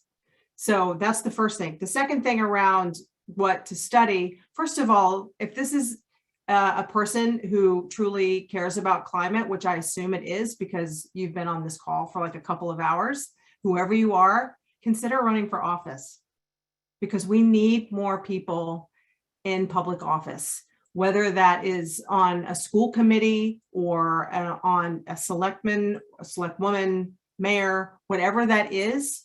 You don't have to be a brainiac to be in public policy. What we need is hearts in public policy, not lawyers. Lawyers are great, and there's a lot of really good ones, so I don't want to get in trouble, but I really want people that have heart and compassion, because that is what you need to be able to navigate these systems. So as far as like environmental policy or political policy, if there is any adaptation out there, because again, I'll just say it again, it is the missing link.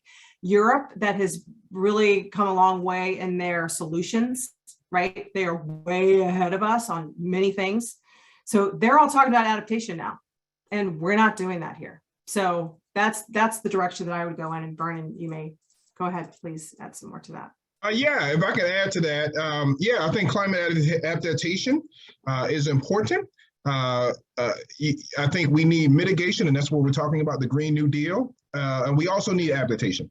And maybe to put a plug in for the communities responding to extreme weather, part of what we do is educational workshops, linking extreme weather, how to, such as heat waves, floods, connecting them to individual preparedness and community preparedness. And I think that's a component. Also, someone asked, well, what to study? Well, I couldn't help but think of the quote from Howard Thurman, who says, ask yourself, what makes you come alive? And then do that, because what the world needs is people who have come alive. So what animates you? What drives you? Is it environmental policy? Is it politics? Is it a combination of both? Is it an interdisciplinary program?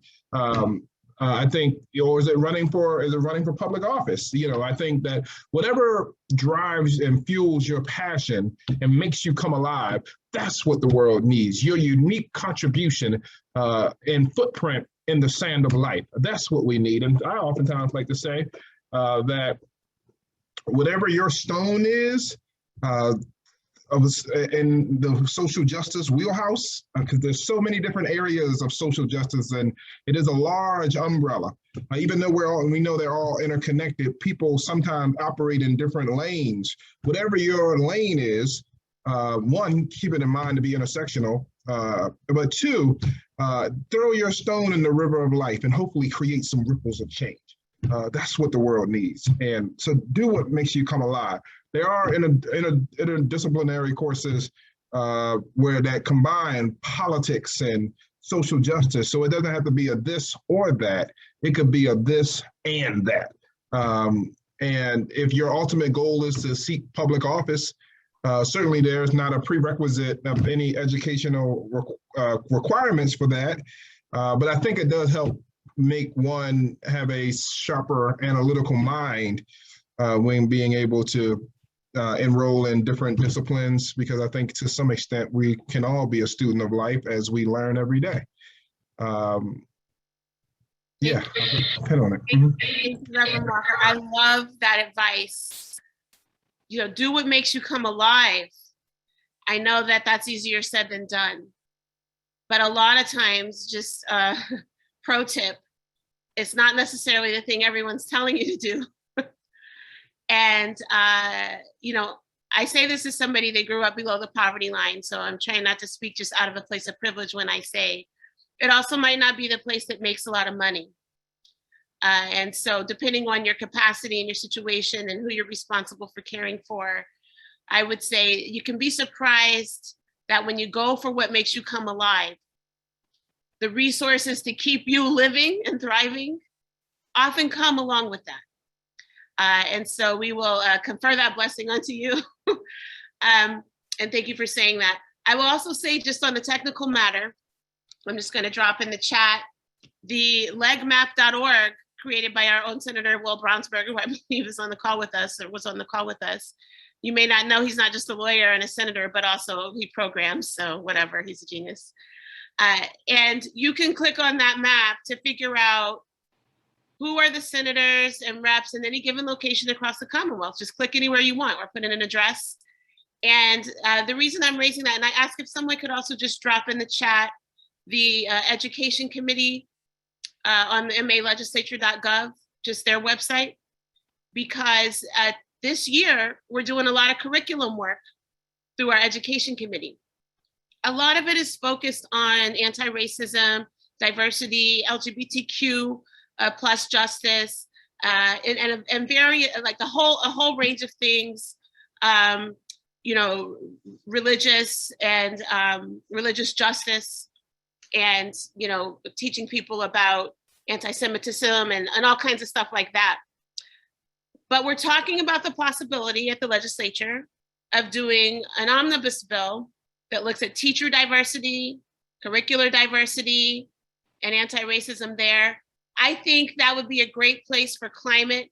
I think we have some bills on that. It might not be possible this session to get that all in, but let's build on the momentum. You can write an email to Senator Lewis, who's the Senate chair, and to Representative Paish, who's the House chair, and just say, you know, over time, we'd really love to see more guidance to the Commonwealth schools around curriculum and climate justice and climate change issues from K to 12. So you can do that. I want to shout out my friend Diana DiZoglio, the senator, who was on with us, and she's also running for state auditor, and Vivian Birchall also, who's here, who's running for state rep. So thank you for letting us know that you were on. All right, now I'm going to throw out an easy question now. Not really. So we know that some of the resistance, and if we have time, we're going to talk about a resistance question, but we know some of the resistance to some of the most central climate policies that we need for going forward, and we saw this in Glasgow, is around fear about the jobs that rely on the fossil fuel industry. And the reality that many of the people with those jobs are low income and working class workers. And I, for one, think it would be completely irresponsible for the climate change movement to not address that fully. And I'm so glad that the Green New Deal does address the idea of green jobs. So I've bundled a couple questions here. What is proposed to make sure that people who can't afford to switch to alternative fuels, to keep them from being economically harmed by rising fossil fuel prices? So that's on the consumer end. And I'm bundling that together with the employment question. These changes will be very disruptive, potentially economically. This is what the questioner is saying. I'm being faithful to their question. The changes we need will be disruptive economically. Can you imagine how we're going to ensure ongoing support without attention to our safety net? So how, just rephrasing, how will we support the unemployed for whatever reason and building the safety net there? How can that go a long way toward assuaging understandable anxieties? And I would just like to bridge that to the broader concept of green jobs, but also we can't just like imagine that the green jobs are there. There's got to be transition. There's got to be training. There's got to be engaging on the ground with the people who are in fossil fuel jobs. And then on the consumer side as well, how are we going to pay attention to the real economic realities of the people who are the poorest and most working class as we make these very necessary shifts? We'll start with Cabell again, and then Vernon, if you could close out that question. Yeah, so thank you for that question. It is a very important question. I actually have family members in this type of a situation. So there is, no one is talking about renewable energy without talking about just transition in the climate space that I'm aware of. It just doesn't happen. And so the CEC, with the monies that they are to acquire, that is what that is for. It is for trainings. It is to get the workforce ready. I would also say that if you are someone who is in the fossil fuel industry as a worker, just, you know, obviously fixing stuff, right? Because we need those people. You would be very valuable as a teacher in some of these with CEC and the workforce that is created. So that's something. I mean, we're just making this shift, right? And there is no safety net in emissions. There's no safety net there. So getting us off and making sure that people that can't afford to get off on for themselves, they shouldn't have to. The government got us addicted to fossil fuels. They can help get us off. And so that's what the federal government is trying to wrestle with right now with the infrastructure package. That is what everybody always asks me in the legislature, you know, how are you going to pay for it? And it's like, well, there's monies out there on the table, whether it's through ratepayers for what they're paying for in the fossil fuel industry. There's money on the table everywhere. So the idea that we can't reach our climate goals because we can't pay for it is just absolutely ludicrous and false. It's a fossil fuel industry like narrative that's out there that's trying to keep us all hooked to gasoline and oil and gas heat. But so I just, you know, there's grant programs that are also going to be set up through this infrastructure bill that is going to pass. It is going to pass. And we are making the transition. And the coalitions that I work with and the organizations that I work with aren't interested in leaving anybody behind. So, and that is my promise as a climate activist. That ain't happening on my watch. And I know a lot of people that I work with in this space agree with me. Actually, they all do. So rest assured, we're moving in that direction and we're moving there swiftly, but we're bringing everybody with us.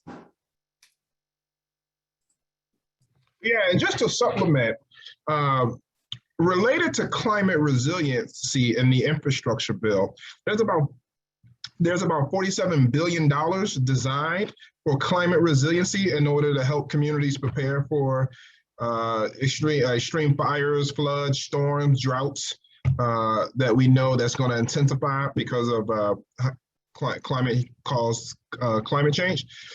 So foreseeably and conceivably, that will, and in the entire infrastructure bill, which is $1 trillion, that as Cabell was mentioning, that includes a lot of the just transition and transitioning those coal mine workers and transitioning on into clean jobs to solar and wind and things of that nature. So, and that's what the whole just transition is about. We can put some links in here, or we can get some links to you all about just transition. But that's really for workers, particularly Black, not even just Black and brown, but workers who may be on the lower end of the economical spectrum. It's for them to be able to come out of the coal mines and be able to come out of the working for, I'm drawing a blank on the electric company now here in Massachusetts, National Grid, for an example. So I think that, and as Cabell mentioned, I also emphasize that there cannot be any there cannot be any transition to renewable energy unless we transition to clean energy without creating clean energy jobs. Right. And that's been a part of a lot of the discussions that I've been a part of to ensure that no one is left behind.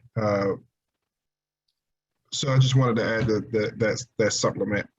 Thank you both. And I think just something that I hear as a theme from the very beginning of today, and of course for decades, it's been getting louder and louder.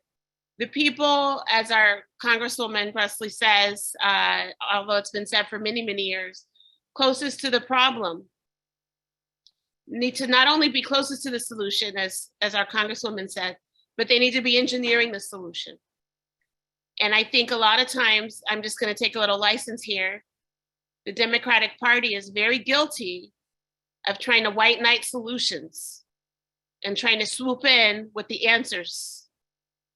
And that never really works, but it's especially not going to work here. So I don't care if the opposition is coming from a 10th grade educated coal worker. Like my grandfather actually worked in Kentucky, not in the coal mines right there. And our cousins all were working in the coal mines. I went to visit them recently. Or a PhD, whatever. People need to be the ones telling us what that transition looks like versus activists, legislators telling them. My job is to listen. My job is to compile. And so I thank you guys for emphasizing the centrality of folks. I also just want to pull out something in the chat I noticed. I just want to clarify because I know what Cabell meant when she said our government got us into this situation. She didn't mean that we're not all complicit. So there's something in the chat was referencing it being the fault of the government. But the government has been a leading complicit party. I mean, take a look at some of the work that Mass Peace Action has done around our military's emissions alone, and the ways that both parties' administrations have exempted our military from emission standards. Now, I don't have the expertise to know where and when that can be appropriate in some limited fashion, but the way that we're doing it right now is completely untenable. And if we don't get a handle on our government's contribution all the way across the board, we're going to continue to be among the biggest polluters per capita in the country. I mean, on the planet. And so we do have to recognize that even as we take personal responsibility for our own behavior and our own contribution in consumerism. All right, so in the 2-3 minutes we have left, I'm gonna have to make you guys race for the answer to this question because we only have time for one person to answer, but it's so important. And the other one, why don't you go ahead and type your thoughts in the chat so we can respect folks' time. So somebody said, can we talk about what the resistance is to immediate and adequate climate action and who is offering that resistance and why? But I want to pair that with this almost call to action. How are Massachusetts legislators, and I would add, how can we, myself being a legislator, work with other state reps and senators across state lines to build regional state level political power for a Green New Deal at the state level? And if you could say that in 2 to 3 sentences, whoever comes off mute first. Oh no. Oh, you're both so polite. Okay. Renew New England. I would say the Renew New England, okay, because they have connected and they have, well, first of all, the Green New Deal Network has Green New Deal coalitions all across the United States, and Renew New England is actually all working together. And I have gone to a retreat with other people from other states. They're all working together with us to help give us tips on working together to pass legislation. And if they heard that a legislator wanted to reach out to a legislator in Connecticut, they'd be all over it. So that's just an ask question. So you and me. So that's great. And that's what we're going to do. So ask your legislators to get involved. And so I'm going to get some emails because I have not myself tapped in. All right, Reverend Walker, last word. You got that one sentence to close us out before we do the admin for people to understand the next steps. Well, we're all tied in the inescapable garment of mutuality, and what affects one directly affects us all indirectly. So, our issues are interconnected. If we have an opportunity to stand with housing justice advocates on their issues, even if that's not what you are well-versed in, let's have an opportunity to stand. If we have an opportunity to stand with our Indigenous brothers and sisters, even if you're not Indigenous, let's have an opportunity, let's tap into that opportunity to stand. Whether that's changing the state flag or the state seal, or even though this passed already, creating a commission to examine the feasibility of changing the state seal Okay. Yeah, that was Nika. Oh yeah, that was the I representative. was just shouting out, but that's also a good place for you to stop Right. because I definitely want to respect people's time, and we all could listen to you and Cabell and the others who have already left for a very long time. Thank you. Let's give them extra snaps for staying on for the full 2 hours with us. And I really want to deeply thank all of you, not only the 200 that are with us, but the others who have been with us today. And we would be remiss in not shouting out I think he's our chief coordinator and head. He's who invited me here, Bob Massey. Thank you, Bob. Because not only did he pull it together, but he is keeping it going. Look for emails from him, but he also, as you can see, is catapulting others to the forefront. And then if we all do that, if we all do what Bob is modeling, then we'll have the alliance of a generation. So in closing, I'll just remind you, look for the email, fill out your survey if you didn't. That email is going to include the document of organizations and coalitions. So we'll try to capture the ones that you send as well. That email is going to have some of the questions we didn't get to answer today so that you can reflect on them and follow up with folks that you saw in the participant chat. Here's what I'm thinking about that, or on social media. And also watch for future forums. Don't forget to continue making those calls to the governor. Don't forget to continue posting it on Twitter. Twitter is actually, I learned in a little training that the Democratic Party does, that's where the media, particularly newspapers, are looking to see like what are the trends. So go ahead and make that trend, reaching out to the governor to follow up on the calls to action that you received tonight. And then finally, I'm gonna just, when we close out, I'm gonna be in the chat and I'm just gonna go through and see if I miss anything. So if you're still on, I will reply to you if you wrote to me directly. And I wanna thank everyone for your contributions in the chat and for the contributions yesterday, today, and tomorrow. Sleep well tonight. Some of you may be joining from other time zones. So whatever you're about to do next, we confer blessing on you and on the movement. Thank you for joining us tonight.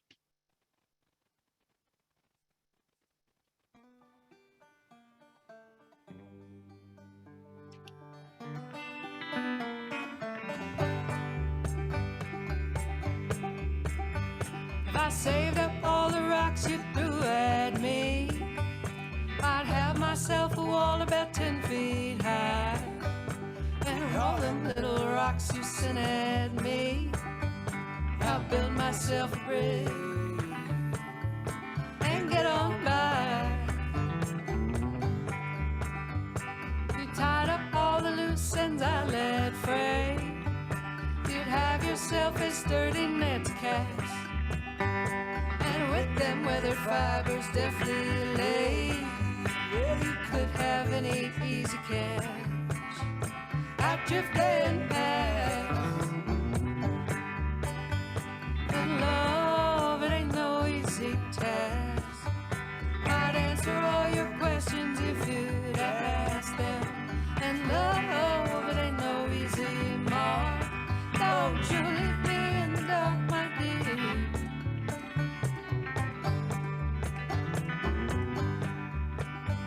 If we gathered up the burdens laid on us into a heaping mound of ugly dirt, we could sit up on the summit's crumbling crust and revel in the view for what it's worth. We tried to count the ways we've done it wrong, or tallied all our follies, rifts and flaws. It truly wouldn't take us very long. We're from all the way tonight. We've carried on.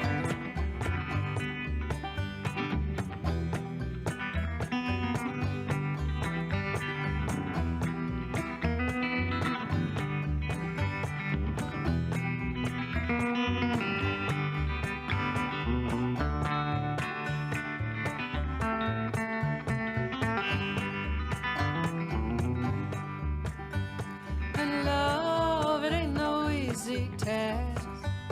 I'd answer all your questions if you'd ask them. And love, it ain't no easy mark. Don't you leave me in the dark, my dear.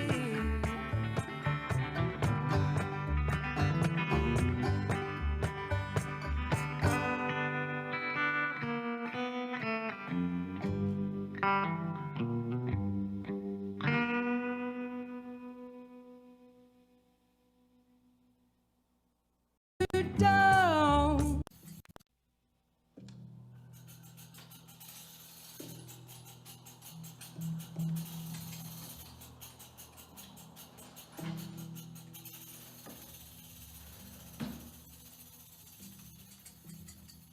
The walls of this factory maintain the heights and watts of neon lights that keep my working hands dry. The uppermost tiered balcony is anxious to peer down at me at night. My machine won't skip a beat. The sweat pool on the shop floor doesn't faze me. I wouldn't wear this clothing if you